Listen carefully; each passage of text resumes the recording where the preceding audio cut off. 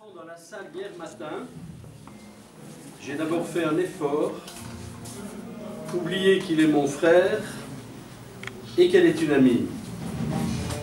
J'ai vidé mon esprit des émotions et j'ai laissé venir les mots.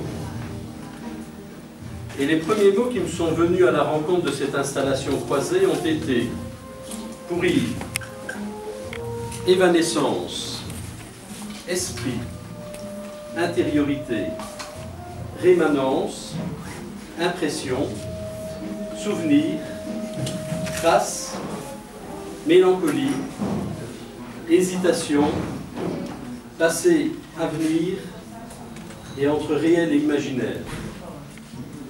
Pour Anne-Marie, équilibre, équilibriste, émotion cachée, mouvement, musique, force fragile, fragilité solide, ordre, maîtrise de la matière.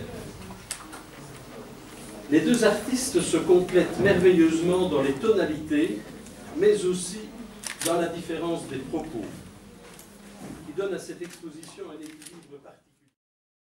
Yves est une éponge de sentiments, un récepteur d'émotions, un capteur d'images. Il emmagasine une série de stimuli extérieurs, s'en laisse imprégner, puis les relie à son passé, tout en évoquant son futur ou celui de ceux qu'il aime. La profondeur dans le geste, de plus en plus de précision dans l'évocation, une œuvre rémanente qui conserve les contours et l'esprit, une sorte de nouvel impressionnisme qui évoque sans dire, qui ouvre des chemins sans obliger à les parcourir. Il propose un livre de souvenirs, mais sans ostentation, sans exhibitionnisme. Il chemine entre le réel et l'imaginaire, entre le passé qu'il évoque avec mélancolie et l'avenir qu'il hésite à définir. C'est une œuvre de traces, d'intériorité évoquée avec pudeur, jamais vraiment révélée. C'est un partage d'intimité proposé avec délicatesse. C'est dans l'allongement de sa profondeur de champ que se trouve le plus la fébrilité, la fragilité de la condition humaine qu'il ressent.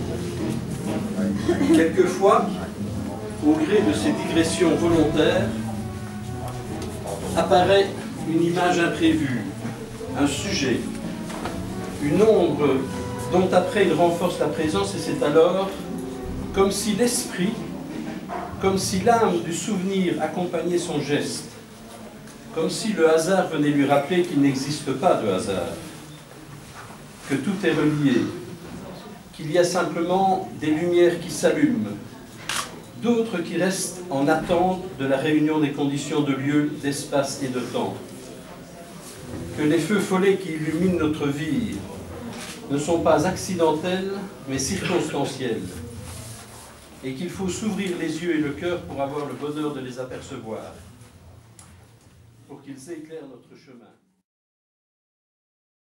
Je suis pensé à Anne-Marie pour cheminer avec lui ce week-end. C'est pas non plus un hasard. Il est allé chercher par elle la rassurante certitude de la matière, la force de l'équilibre qu'Anne-Marie installe dans ses œuvres, avec une étonnante sérénité. Elle maîtrise son sujet depuis des années, jouant et se jouant de cette matière qu'elle aime, la fait vibrer, tournoyer, se poser ou s'élever.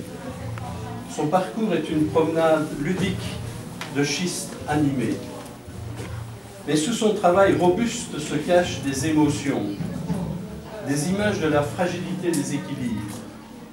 C'est pour cela que les mots qui me sont venus étaient force fragile et fragilité solide.